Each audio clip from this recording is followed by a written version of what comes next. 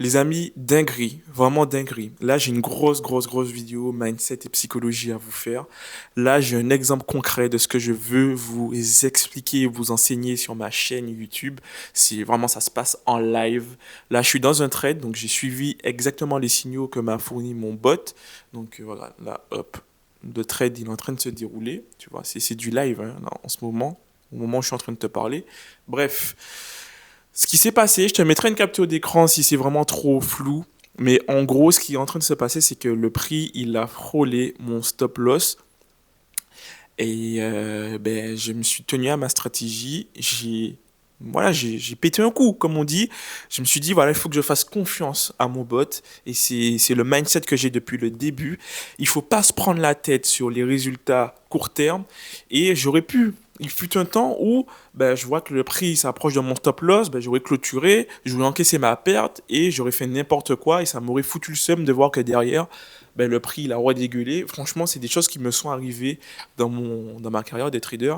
Et même en utilisant des bots, ça peut aussi arriver si on est là, on n'arrive pas à lâcher prise, on n'arrive pas à laisser les choses se faire tranquillement, alors qu'on a mis en place des automatismes pour que tout puisse se faire beaucoup plus facilement. Je sais qu'il y a beaucoup d'entre vous qui ont du mal à lâcher prise par rapport à ça.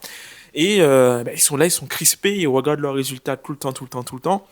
Et ben, ils prennent des mauvaises décisions, ils interfèrent avec leur stratégie, ils interfèrent avec leur bot de trading aussi, et ils n'ont pas de résultats. Ils stagnent, ils crament leur compte, et c'est dommage, parce que c'est tellement plus simple de laisser les choses se faire, c'est tellement plus agréable de lâcher prise, de se dire c'est ok le fait de prendre quelques pertes d'affilée, c'est ok que des fois ma stratégie elle marche pas forcément comme je le voudrais, mais je me prends plus la tête sur ça parce que dans tous les cas, je ne peux pas éviter euh, d'avoir faux sur les marchés financiers. Je ne peux pas l'éviter. Je ne suis pas devin, j'ai pas une boule de cristal. C'est impossible, c'est humainement pas faisable. Et même les bots, parfois, ils me donnent des faux signaux. Mon bot, des fois, il me donne des signaux qui ne fonctionnent pas. C'est normal, ça fait partie de la stratégie. C'est pour ça qu'on a un win rate. La définition du win rate, c'est que ben, tu as un pourcentage de taux t'as un taux pardon, de trades gagnants et tu as un pourcentage aussi de trades perdants qui rentrent en compte dans l'équation. Donc les trades perdants, ça arrive. Il faut accepter ça et c'est quelque chose de super important. Et dans cette vidéo, du coup, j'aimerais un petit peu te parler de comment j'ai pu naturellement augmenter ma discipline. Et tu verras qu'au final, alors oui, il y a des astuces qui sont directement liées au trading, mais tu verras qu'il y a des astuces qui ne sont pas forcément liées directement au trading et pourtant ben, ce sont des choses qui m'ont vraiment apporté pas mal de bienfaits positifs dans mon trading. La première chose que j'aimerais un petit peu te partager, qui m'a permis d'augmenter vraiment ma discipline et aussi de me permettre de plus facilement lâcher prise dans mon trading au quotidien et de laisser un petit peu les choses se faire, tant que je reste évidemment dans mon système de trading, c'est d'équilibrer ma vie. C'est-à-dire que le résultat de mon trade, par exemple, qui est en train de tourner là sur mon compte de trading, ça ne va pas définir l'humeur de ma journée. Tu vois? C'est-à-dire que je m'arrange toujours pour avoir une vie équilibrée, pour avoir une vie enrichissante, pour avoir aussi des journées équilibrées. Parce que au final, c'est quoi une vie équilibrée? C'est ni plus ni moins que d'enchaîner des journées de ta vie et des journées qui sont elles-mêmes équilibrées. Et c'est pareil pour ben, des journées heureuses et épanouissantes. Ben, quand tu cumules des journées comme ça, au final, ça te fait globalement une vie qui est enrichissante et passionnante et équilibrée du coup. Et du coup, ça fait, excuse-moi, je patoche, mais tout ça pour te dire que quand je me prends une perte ou quand ça fonctionne un peu moins bien dans mon trading, en fait, ça ne va pas avoir un impact négatif parce que j'ai toutes sortes d'activités à côté. Je fais du sport, je vais à la salle de sport, j'essaye d'entretenir des relations sociales avec mes amis, avec mes collègues, avec ma famille. J'essaye, voilà, de m'aérer l'esprit, de, voilà, régulièrement faire un petit tour dehors, prendre l'air, enfin bref, essayer de me sortir un petit peu des graphiques pour ne pas avoir cette frustration et cette sensation aussi d'être attaché émotionnellement à un trade. Et ben, quand ce trade ne fonctionne pas, forcément, ça fout la haine. Et c'est là qu'on peut être en position de vulnérabilité et on peut déroger à nos règles de trading et commencer à faire n'importe quoi.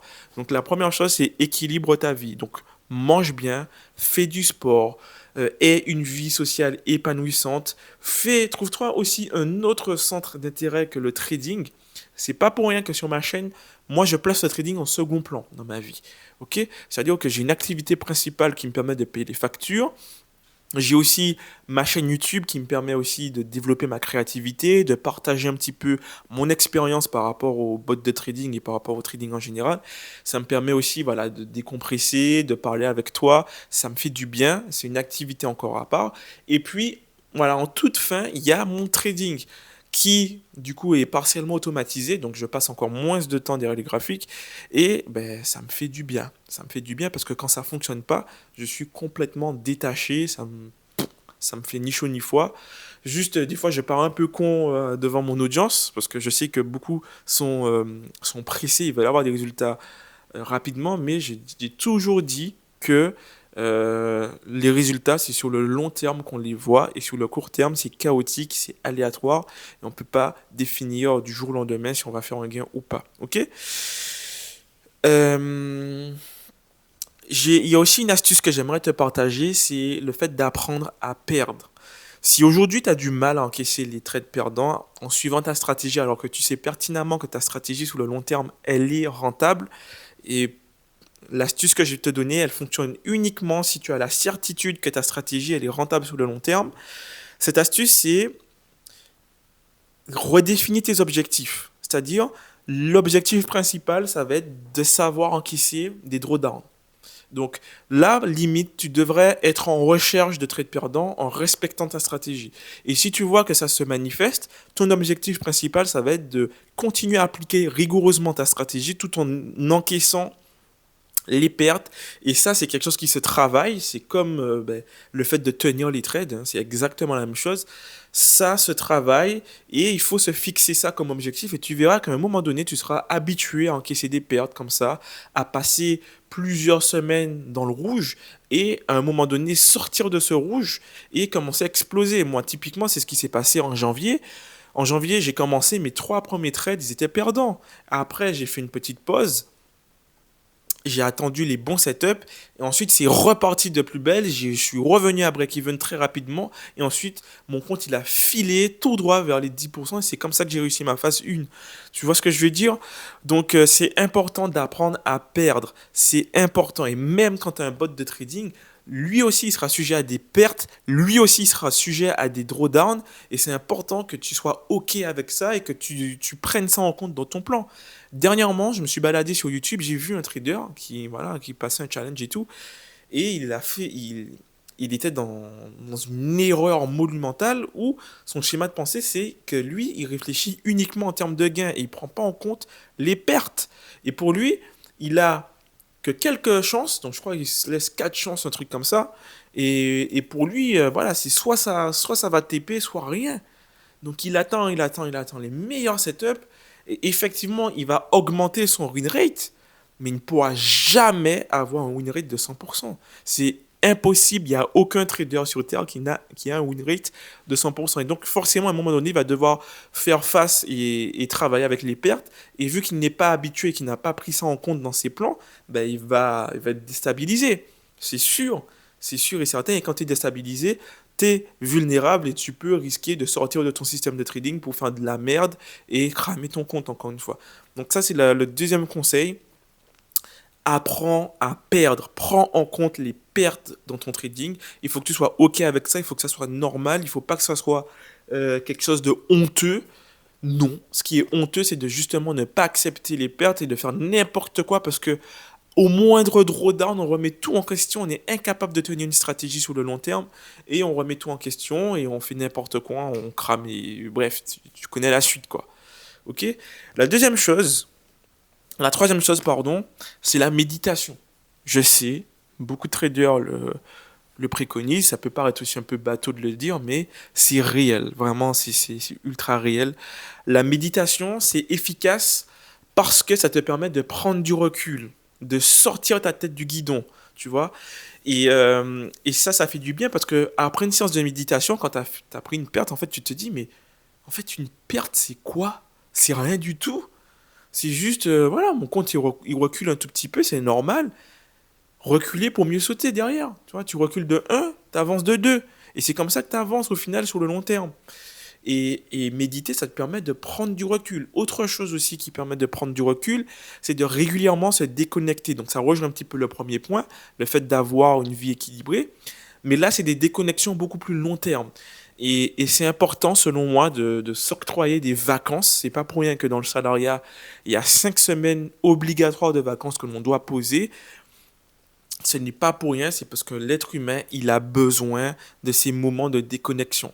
C'est nécessaire, les moments de déconnexion, ça te permet de faire le point sur ta vie personnelle, sur aussi ta vie professionnelle, sur tes objectifs. Et c'est à ce moment-là que tu as ou que tu peux avoir en tout cas les meilleurs déclics de ta vie. Et peut-être que voilà, tout ce que je te dis, ça peut te paraître abstrait, ça peut te paraître difficile à appliquer, mais si tu prends des vacances et que tu médites justement sur ce que je suis en train de t'expliquer, peut-être que tu auras un déclic et que tu vas comprendre en fait enfin tout ce que je me tue à dire depuis le début et que tu vas comprendre peut-être aussi que ben, là, tu es en train de jouer un jeu difficile alors qu'il y a un jeu facile qui peut être joué, un jeu où on ne se prend pas la tête, un jeu où on ne calcule pas les résultats à court terme, un jeu où sur le long terme, on est presque sûr de faire du profit, où les choses sont tout de suite plus sécurisées, tout de suite plus stables, et on peut commencer à faire des plans sur le futur, on peut commencer à avoir l'assurance que j'ai aujourd'hui de te dire que je vais réussir cette phase de vérification, je vais me faire financer et je ferai des payouts parce que je sais que voilà, j'ai une façon d'intervenir sur les marchés financiers qui n'est pas la même que tous les traders qui font n'importe quoi. Et ça, c'est cool. Ça, c'est cool. Et ça, ces déclics-là, je les ai eus en prenant des vacances, en faisant de la méditation. Donc ça, c'est super important. OK? Donc, donc voilà, plus globalement, j'essaye d'être discipliné dans tous les aspects de ma vie, dans le sport, dans mon alimentation, dans les contenus pardon, que je consomme sur les réseaux sociaux.